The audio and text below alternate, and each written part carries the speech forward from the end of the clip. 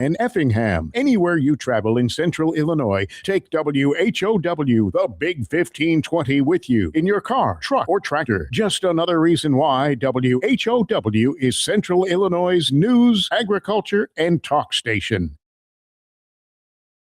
Your friend in Central Illinois, WHOW.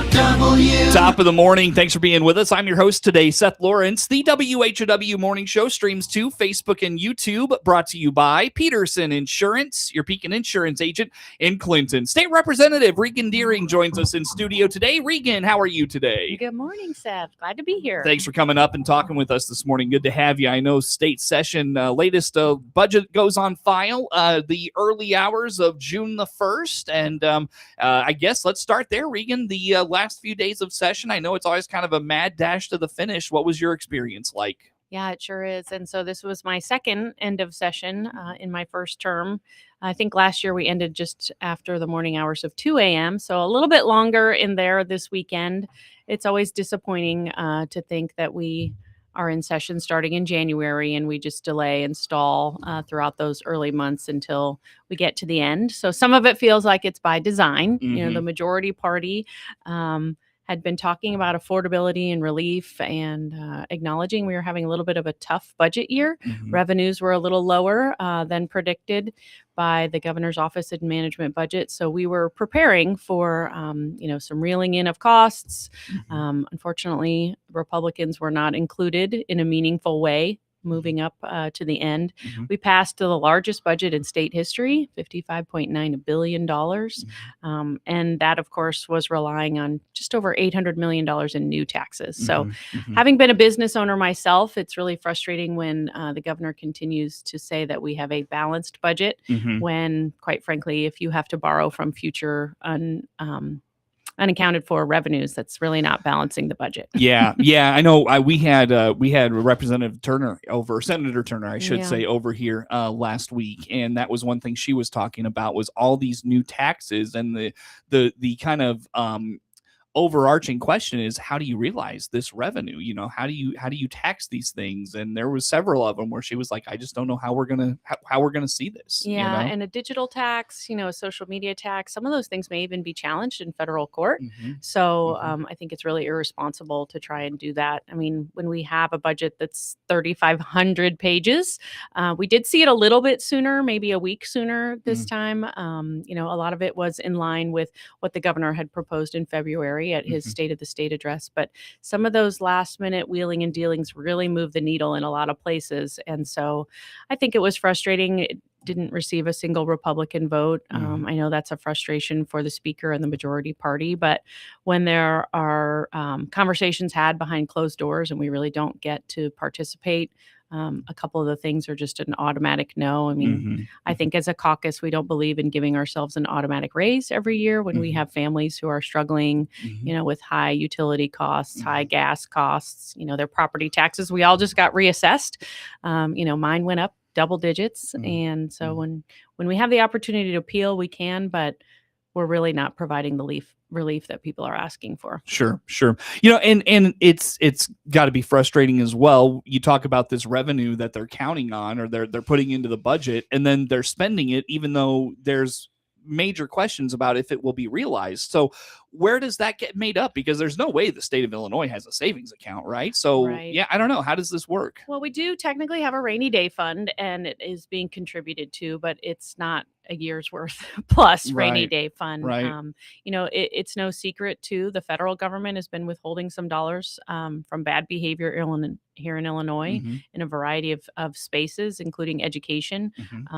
This administration has been very clear that, they're looking for alliance with state and federal law. And so we've had some testimony. We've had Attorney General Kwame Raoul, of course, fighting some of those things with taxpayer dollars as well. Of course. So that is a draw. But, there's a lot of pausing and moving around of dollars. The general revenue fund is very hefty. And in our mind, it has very few guardrails. A perfect example is looking at the downstate road fund.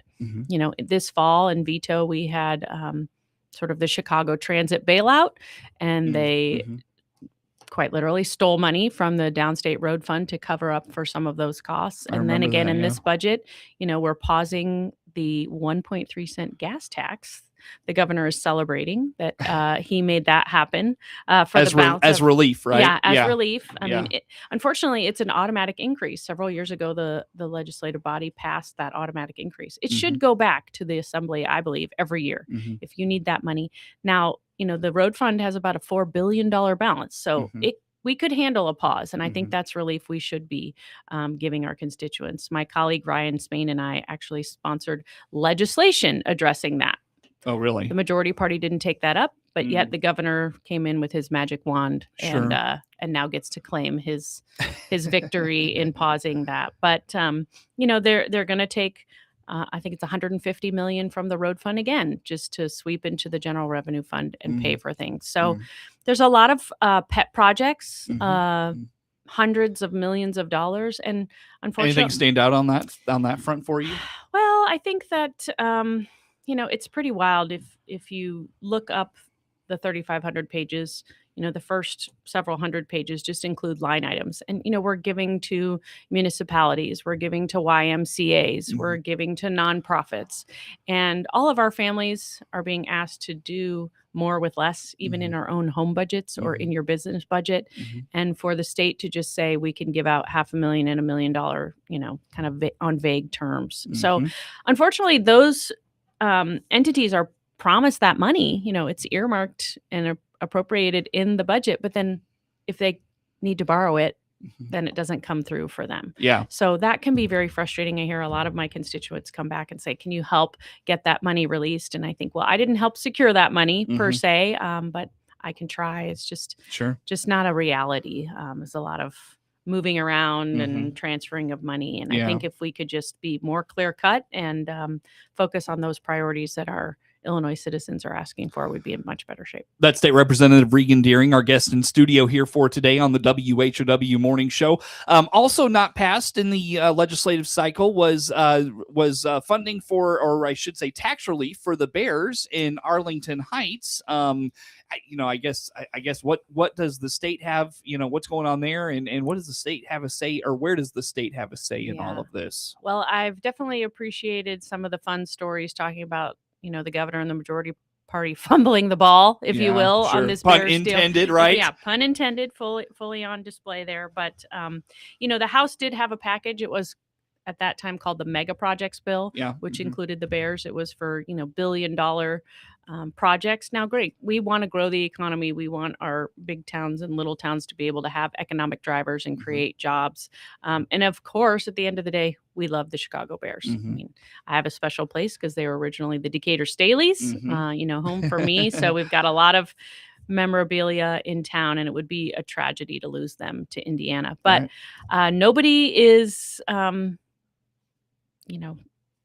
mistaking that the Bears have to make a business decision. Right. They have been talking about this for a number of years. And when the House passed, I was a no vote because as the Mega Projects Bill came through, it really was going to give relief to the mega project. And then the tax burden would fall on the taxpayer. And as we've mentioned this year, that's the number one thing we're hearing from everyone. Please give us property tax relief. Sure. And that bill did not do that.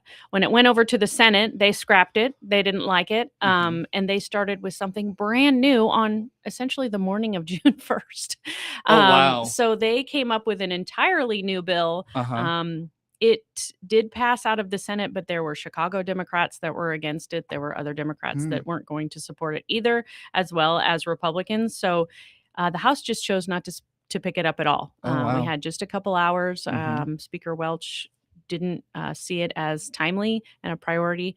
I do think we possibly could come back for a special session a couple days in the summer specifically to address that. The Bears held up their end of the bargain with Soldier Field. They paid off their debts, and the city actually owes quite a bit of money still that has been compounded, and the interest has got it pretty Didn't high. realize that. Pretty high. So fear not, they are going to play at Soldier Field this season. Right, The sure. Packers are coming to play the Bears on Christmas Day, so get your tickets. All right. But we do need to be thinking about the future, and we Yeah. need to take serious time and attention to it to just see that all parties can be happy. But most importantly, for us that are voting on it, we need to protect the taxpayers. A couple of things we'll get to on the other side of the break is schools. And I heard from a couple of superintendents about concerns about that mega project because you consider data centers are becoming big topics downstate. And like I said, I know we'll get to this in the second segment, but there was a few that voiced a concern to me that said, if they're going to dub that project a mega project, who's to say developers of data centers, wind farms, solar farms, whatever, they dub their project a mega project, and then the local school district loses out on that tax revenue because they get that tax relief now. So yeah, it's absolutely a concern. I mean, local control is something that I'm always going to advocate for. Right. I sit on my local school board. It's a tremendous honor to do that. And you do need to think about your school's budget versus, the tax revenue that is being generated, and you're responsible for spending efficiently. So that's the biggest part of our tax bills, of our property tax bills, are our local school districts. So when the state isn't meeting its obligations, or the state is putting undue burden or pressure on those local taxing bodies, it feels very unfair. Right. Yep. No doubt. Well, on that note, Reagan, I'll tell you what, let's go ahead. Anything out of the budget that you wanted to mention that we didn't touch on there? I guess I should ask first. Well, I mean, speaking of schools, the budget did fully fund, the evidence-based funding formula, $350 million that's obligated every year. Many of our teachers are still screaming that we are not giving enough money. One of the things I'd like to see is the governor opt into the federal tax credit scholarship program. That's easy money for our state. A number of our taxpayers can contribute, but if Illinois doesn't opt in to receive those funds, if I were to contribute, it might go to an Indiana or an Ohio or even a New York. Democratic Governor Hochul opted in. So I think it's sort of a no-brainer. A lot of us have been encouraging the governor to continue to bring in that funding source to help relieve some of the pressure from our budget. Very good. Well, on that note, like I said, Reagan Deering, state representative, my guest in studio here for this morning. More to come with her on the WHOW Morning Show. WHOW.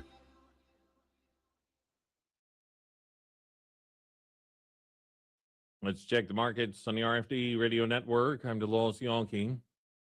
Grain and soybean futures this hour pretty quiet. Soybeans have actually moved a little bit lower as we go through the morning. July corn down 2 3/4, 4.16 1/4. September down 3 1/4, 4.24 1/2. December down 2 3/4, 4.44. July beans down 5, 11.18. August down 4 3/4, 11.23. November down 3 3/4, 11.34 3/4. July wheat down 2 1/4, 5.85 1/4. KC up 2 1/2, 6.33. Livestock, July lean hogs are down a nickel, 96.80. August live cattle up 65, 242.15. August feeders up 212, 356.50. Crude up a dime. The Dow up 265. This is the RFD Radio Network. It's the quiet moments you count on. A call that connects instantly, a show that never buffers, a home that just works. That's the difference with Connexus Fiber Internet. We built a buried fiber network designed for consistency, earning us the title of top-rated fiber internet provider in Illinois. With plans starting as low as $25 a month and 3-year price lock options, it's reliability you can feel without the unpredictability. Because with Connexus, connection means everything. Experience better at Connexus.com. Nothing connects us like Connexus. The Illinois Emergency Management Agency has designated WHOW's many platforms on AM and FM, as well as WEZC 95.9 FM, as standby radio stations for emergency messages to be sent for severe weather, as well as for the Clinton Power Station. We also have a direct link to the National Weather Service for watches or warnings to air immediately when they're issued. Keep yourself and your family safe by tuning into the WHOW platforms on AM, FM, or streamed online, as well as on WEZC 95.9 FM. Your friend in Central Illinois, WHOW. WHOW. Once again, good morning. Thanks for being with us. I'm your host today, Seth Lawrence. The WHOW Morning Show streams to Facebook and YouTube, brought to you by Peterson Insurance, your Pekin Insurance agent in Clinton. Again, my guest in studio today, State Representative Reagan Deering, as we follow up the latest legislative cycle in Springfield. And Reagan, I know education near and dear to you. You mentioned you're a former educator. You sit on the school board in Mount Zion. How about education and some of the funding, lack of funding out of this budget? What stood out to you? Sure. I do appreciate education being one of my areas of priority focus. As you mentioned, being an educator and sitting on the Mount Zion School Board, I actually had several superintendents within District 88 join a roundtable Zoom last week, sort of kind of an end of session. We do have the ability to talk about the legislation that comes through the House and the Senate. And it's no secret that we mandate a lot of unfunded things on our school districts, whether that's curriculum, pensions, facility things, transportation. And the state is not always meeting its obligations to be able to provide that funding as well. So as we mentioned before the break, the bulk of our property taxes is from our school districts, Right. and they are getting asked to do more with less. And so it is very stressful. And I think that they're doing the best they can. We do have I believe it's a commission that's been created to study the unfunded mandates specifically on school districts. I think I went to Bloomington Normal last year, and the superintendent put up on the main table not one but two binders full of mandates that come from the state government down to the school district. So, we're trying to work back what we can. We do that a lot in the State House. I mean, there were some big issues of insurance regulation. The Secretary of State's office was really big on kind of hammering down on insurance rates for not only home but auto. And let's be real, businesses are a free market. It's capital. If you're not happy, you can go out and shop another district. Now, we have in Illinois seen a strong line of storms. So, they're a business. They need to recoup their money for what the payout is. But, it's just another example of how the state is very heavy-handed in some of those industries, and it's forcing people out of the state. It's forcing people to think, well, that's not getting any better despite the efforts. So schools has been very dear to me. One of the things we talked about was the cell phone ban. This was the governor's initiative in his State of the State in February. He talked about it last year as well, which I applauded. I certainly, as a parent of teenagers, recognize these things are practically part of their hands routine. Yep. now. Yeah. Their Right. True. hands Yeah. now. Yep. And I understand the strong parent pushback. They want their children to be accessible in an emergency or whatever may be the case. I personally have told my children, please don't text me. Please follow the instructions of the adult in the room. Exactly. We'll figure it out later. Yeah. But we did pass a cell phone ban that is called a bell to bell. So a lot of our school districts have already created a cell phone policy. Right. I actually was one of a few no votes on the legislation just because I do believe in local control, but I can balance that with its passing and creating a little more uniformity. I think building principals, we're looking for some guidance. You get teachers that have different approaches. Some will have the sort of like the shoe holder on the back of their door that they ask the students to put in, but some allow them to keep them in their backpack. And then if they're done teaching 15 minutes early, which sort of blows my mind because I'm like, shouldn't you be teaching bell to bell? We've got more to learn. We've got scores to increase and education to impart, but they might let them get their cell phones out, and then students get frustrated because, well, so-and-so lets us have our phones. Right. Yep. The other big piece of that, I think, is whether or not they can have them at lunch. To me, that's the only time they get to let loose and be social. Please talk to one another instead of scrolling on your phone or catching up on the latest who knows what. But, school districts will be able to adapt. Some can do some modifications. Some it will be a very big change. Right. I am overall glad that policy will come All right. play. Very good. So that is in place as well. Regan, I know we were talking before we got started, the transportation funding for schools. Oh, yeah. Several superintendents, like I told you off the air, have voiced this concern to me that this is going to be something that gets worse before it gets better. And with, already a struggle for school bus drivers and the cost of school bus and gas and all those things, that money's very, very relied on. How about that side of it? Yeah, and it's a huge portion of their budgets. Right. A lot of them are making do with older models, just trying to kind of limp along and repair them. Some are looking at, I know, for example, Mount Zion replaced our fleet last year because we did see the writing on the wall. The percentage of reimbursement from the state is lowering every year. So it's trying to be responsible with those dollars and think about a good timing for that. We also were just talking about how the state has what's called a local governance distributive fund, and it used to be 10% of income tax goes right back to municipalities. And several years ago, when the budget was tight, they dropped it down below 7%, and it has stayed there. And every year, we have been asking them to return to the full amount. Right. Another example of local governance trying to do more with less. They're getting less of the state obligation. And yet we have the highest state budget in history. Right. Where are those $55.9 billion going? We've had some big conversations about what we are funding and what we aren't funding. It just doesn't feel like the priorities are aligning. As I mentioned earlier, the Republican Party really didn't get to be a part of those meaningful conversations. One thing I should note is, although we only have 40 members of the Republican Party to 78 Democrats, so 118 overall, our 40 Republicans represent all 102 counties in the state, at least part of. So in my 88th district, I have all or part of 4 counties. They're big rural counties, so I cover a lot of expanse. But that means we should have a voice at the table because people are coming to us. They're calling us with concerns, with agencies that they're not able to get through with, solutions. They're asking us for solutions. And a lot of times those things come down to having the dollars to hire the staff, to be able to do the work, to pay for the services. So, when we're not fully funding LGDF, that's a problem. The other thing is I attended a meeting in Bloomington Township, which is incorporated in the 88th.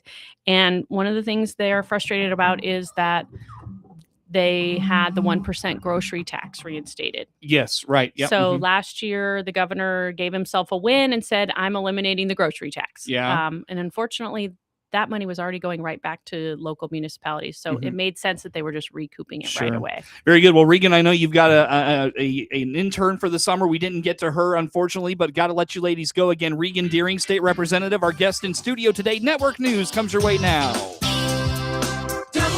WHOW.